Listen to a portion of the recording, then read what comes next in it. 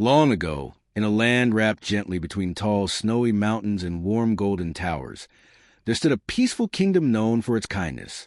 In winter, the mountains sparkled like they were dusted with silver sugar, and in summer, the towers shone so brightly that travelers could spot them from miles away. The kingdom streets were lined with colorful banners, cheerful shops, and homes filled with laughter.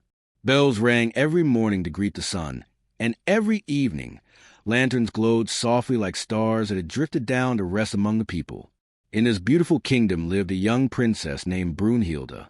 She was not famous for wearing the grandest dresses or hosting the fanciest feasts. Instead, she was known for her courage, her warm smile, and her habit of walking among her people as if she were one of them. Brunhilda believed that being a princess meant more than sitting on a throne. To her, it meant listening, helping, and standing up for those who could not stand for themselves.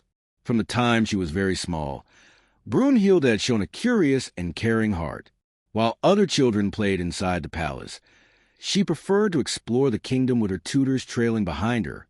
She loved visiting the baker early in the morning, watching bread rise in the ovens, and listening to stories about families who had lived in the kingdom for generations.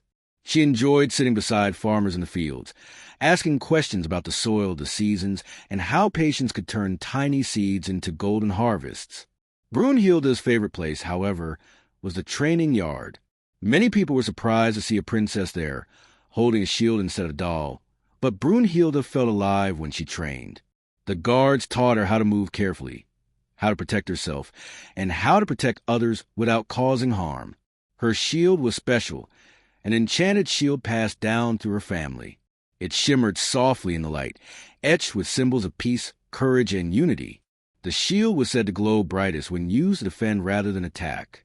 Every morning, Brunhilda woke before sunrise. She would stand by her window and watch the sky change colors, reminding herself that each day was a chance to choose kindness and bravery. Her father, the king, often watched her with quiet pride. He taught her that true strength came from understanding others and making choices guided by compassion. A strong ruler, he told her, is one who protects without cruelty and leads without fear. For many years, the kingdom lived in harmony. Children played freely in the streets. Music floated through open windows, and festivals filled the seasons with joy.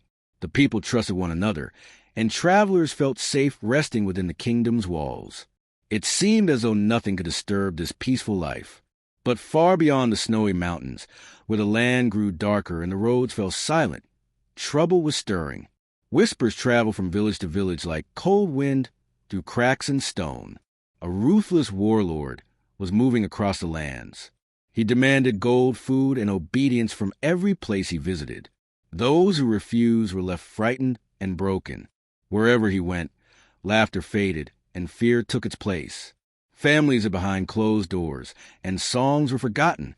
At first, the kingdom of Brunhilda heard these stories as distant rumors.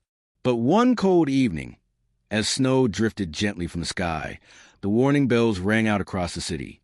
Their sound was low and urgent, echoing through streets that suddenly felt too quiet.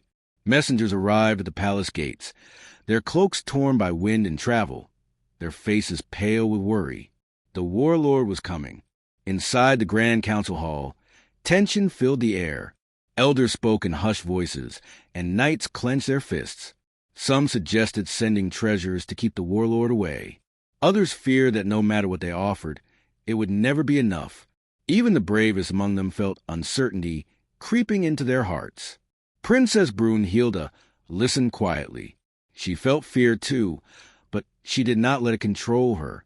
Her father's words echoed in her mind, steady and strong. Bravery is choosing to stand when others kneel. As the council argued, Brunhilda stepped forward. Her voice was calm but clear. She spoke of the people she had met, the children, the farmers, the bakers, the families who trusted the kingdom to protect them. She reminded the council that giving in to fear would only invite more darkness. Against tradition, Brunhilda offered to face the warlord herself. Gasps filled the hall. A princess confronting such danger was unheard of. But when the people looked at Brunhilda, they saw not recklessness, but resolve. They saw a young leader who truly cared. That night, The kingdom gathered in the courtyard. Snow sparkled under torchlight as people came forward to wish Brunhilda well. Children offer her small handmade charms. Elders placed gentle blessings upon her shield. The guard stood tall, saluting her with respect. As the gate slowly opened and Brunhilda rode out beneath the moonlit sky, she did not feel alone. She carried the hopes of her people in her heart, and her enchanted shield gleamed softly, ready to protect.